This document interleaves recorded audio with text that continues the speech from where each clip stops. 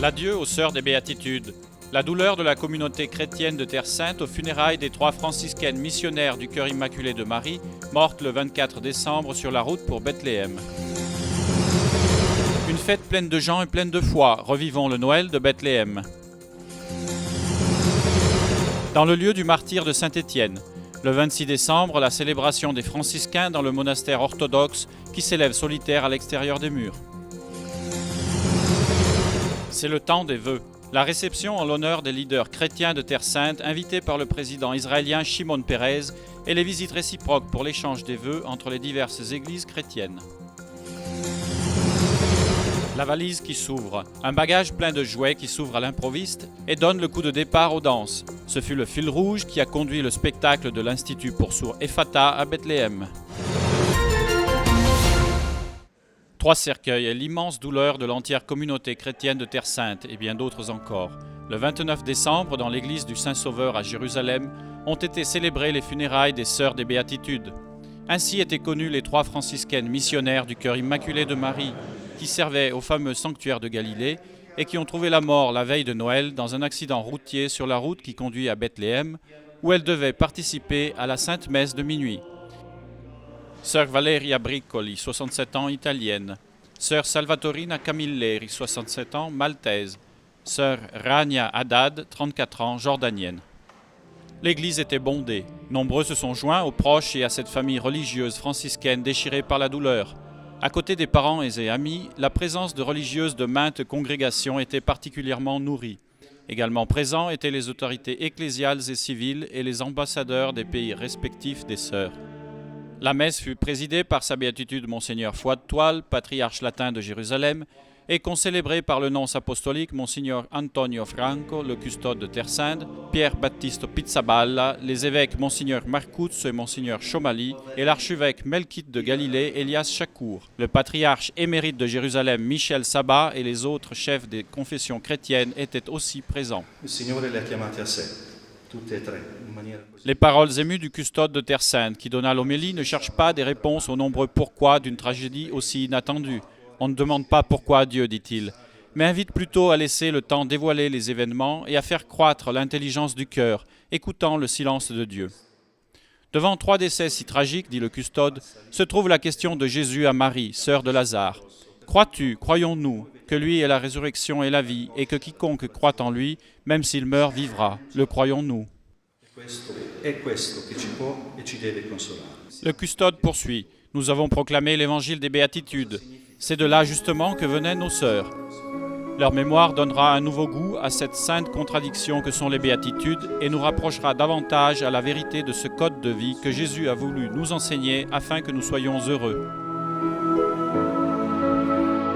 Quello che stiamo vedendo è quello che ha visto anche lui, queste colline, questo lago, Quindi ecco, lo vedo un po' come, forse il mio punto di approdo, non so se il Signore mi chiamerà da qui o da dove. Comunque, ecco, ho visto questo bellissimo percorso che il Signore mi ha fatto fare. Nous voulons nous rappeler ainsi des 3 sœurs franciscaines avec cette belle image de sœur Rania, la plus jeune, qui servait le Seigneur ici dans cette terre toujours ainsi, avec le sourire, et qui maintenant, avec les 2 autres sœurs, sourit du ciel dans la maison du Père.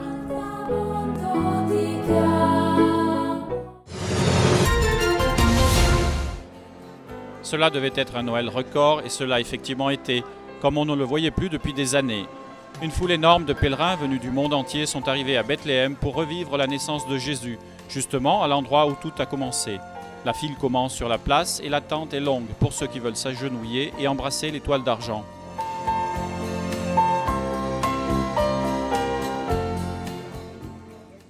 Le matin de ce 24 décembre à Bethléem est déjà plein de couleurs et de voix.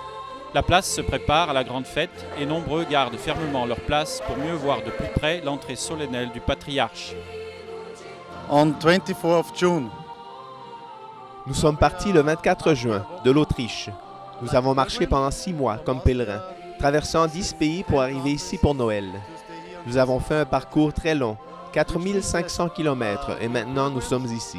Nous sommes très heureux. C'est un jour merveilleux. Comme à chaque veille de Noël, le patriarche latin Monseigneur Foy de Toile est venu de Jérusalem avec son entourage de fidèles de la ville sainte, à travers un passage spécial du mur de séparation qui s'ouvre exceptionnellement pour de rares occasions. Accueilli par la foule et par les autorités civiles et religieuses, le patriarche fait son entrée sur la place et ensuite dans la basilique de la Nativité.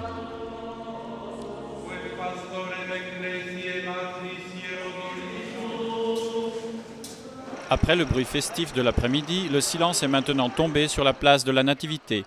Une atmosphère plus intime est recueillie et la suggestion d'un ciel étoilé semble annuler la distance temporelle de cette nuit il y a 2 millénaires, lorsque le Verbe divin prit forme humaine, précisément ici, dans la pénombre d'une grotte.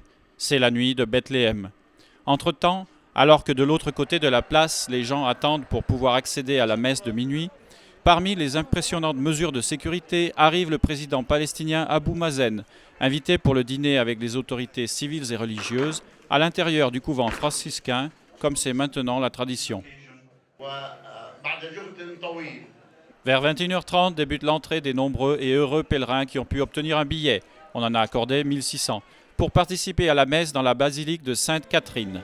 C'est l'apogée de la nuit de Bethléem, la sainte messe de minuit, qui, après l'office des lectures, débute exactement à 24 heures au chant solennel de l'hymne « Gloire à Dieu au plus haut des cieux ».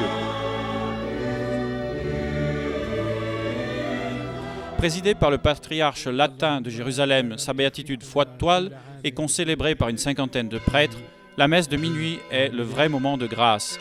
Dans une église bondée de gens, l'homélie du patriarche latin est un appel pressant.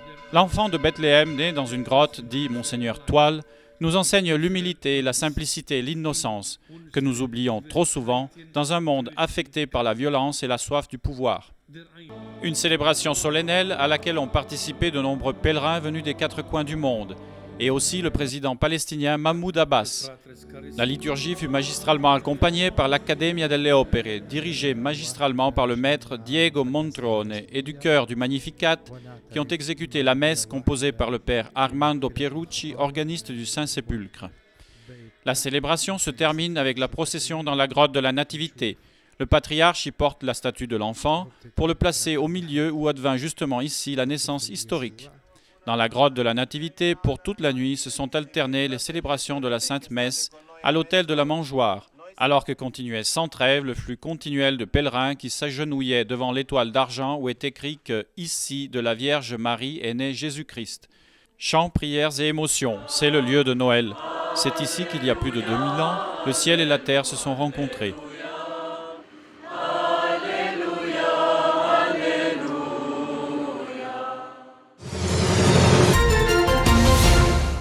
Selon la tradition, voici le lieu où fut martyrisé saint Étienne, le premier d'une longue liste qui préféra mourir plutôt que de renier sa propre foi.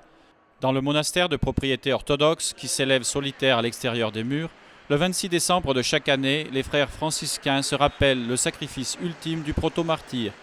La célébration débute à 16h avec la lecture des Actes des Apôtres et elle est suivie par la méditation et la prière. La majorité de la communauté franciscaine est présente, guidée par le père Artemio Vitores, vicaire custodial, rassemblé autour de la figure du saint célébrée symboliquement le jour après Noël. Étienne fut le premier chrétien à avoir donné sa vie pour rendre témoignage de sa foi en Christ et pour la diffusion de l'Évangile. Une œuvre à laquelle nous sommes tous appelés à rappeler inlassablement le prêtre et un exemple de ceux qui nous ont déjà précédés. Leaders et représentants à titre varié des communautés chrétiennes de Terre Sainte. Ils étaient presque tous à Jérusalem le 29 décembre, invités par le président de l'État d'Israël, Shimon Peres, pour la réception annuelle en leur honneur à l'occasion de Noël et du Nouvel An. Un rendez-vous traditionnel qui pourtant, à bien voir, va au-delà de la simple formalité, surtout parce qu'il témoigne de l'existence de relations et parce que c'est aussi une occasion précieuse de rencontre. Un'occasione per ritrovarsi prima e dopo le attività di protocollo per scambiarsi gli auguri. C'est une occasion pour se retrouver avant et après les activités de protocole, pour s'échanger les vœux, pour se mettre à jour sur les questions qui nous regardent. C'est une manière de se retrouver ensemble qui est typique de Jérusalem et de la Terre Sainte. Les contacts sont très fréquents, non seulement à un niveau public, mais aussi dans les coulisses, et nous nous souhaitons que 2011 sera une année significative pour les négociations, qu'elle marquera un virage important. Sur quoi en particulier? Eh bien surtout sur la question fiscale, sur les lieux saints et en général sur le statut juridique de l'Église catholique en Israël. Il faut reconnaître et être honnête qu'il y a eu de nombreuses améliorations pour les visas, non seulement pour les religieux qui viennent des pays occidentaux, mais aussi pour ceux qui viennent des pays arabes. Cela doit être reconnu et nous souhaitons que cela restera ainsi. Environ 250 personnes étaient présentes. Outre le custode de Terre Sainte, le père Pierre-Baptiste à Pizzaballa, parmi les chefs religieux, il y avait le patriarche latin Monseigneur Fouad Toual, celui grec orthodoxe Théophile III, le représentant du patriarcat arménien, l'archevêque Nourtan Manoujian, et le malkite Monseigneur Elias Chakour. Je pense qu'aujourd'hui, toutes les religions ont le devoir d'aider les gens à se réunir ensemble et à faire la paix en dépit de leurs différences. Et les leaders politiques devraient faire de même, a dit dans son discours le président Pérez, qui n'a pas caché les nombreuses difficultés dans le processus de paix, mais a aussi déclaré avec optimisme « Aucun d'entre nous n'a une vraie alternative sérieuse et responsable qui ne soit pas la paix », a-t-il ajouté. Ce fut le patriarche grec orthodoxe qui prit la parole pour parler au nom de tous. Des événements et rencontres comme celle-ci, a-t-il dit, sont d'une grande importance pour nous rappeler à nous-mêmes ces valeurs morales fondamentales qui sont essentielles à notre vie commune. Au-delà des formalités, on disait « oui, il en est bien ainsi », puisque des événements comme celui-ci restent bien des occasions importantes pour faire grandir l'amitié et le respect réciproque.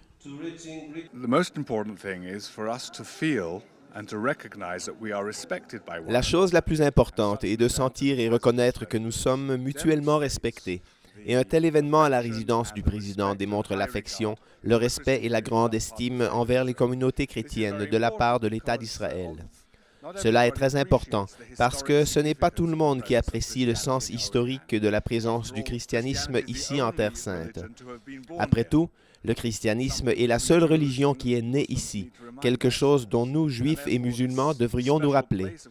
Il est donc très important que nous soulignions cette place spéciale du christianisme, surtout considérant que les communautés chrétiennes ici diminuent en nombre et donc ont besoin d'être fortifiées, et de savoir que leur présence ici est appréciée et respectée.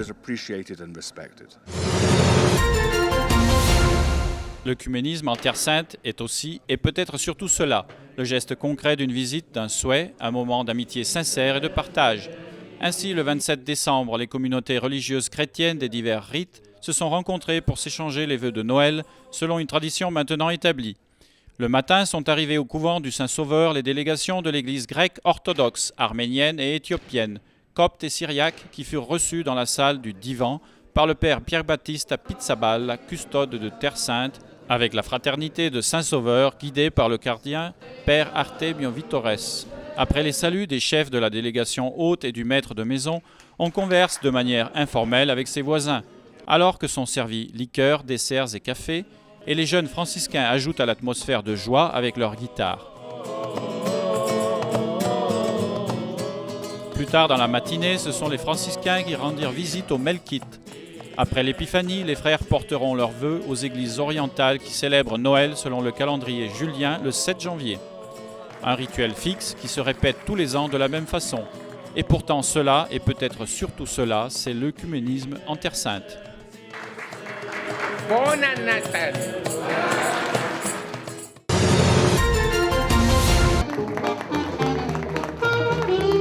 À première vue, en regardant ces images, on voudrait sourire, parce que cela pourrait être la dernière répétition d'une école de danse ou la représentation à la fin d'un cours pour petits magiciens. Or, ceux qui défilaient avec harmonie et sens du rythme sur la scène de l'Institut Ephata de Bethléem n'étaient autres que des enfants sourds patients de l'hôpital. Fortement voulu par le dernier pape pèlerin en Terre Sainte, Paul VI, Ephata a accueilli mercredi matin le spectacle de Noël réalisé entièrement par les enfants. On ne peut rester indifférent devant ce spectacle.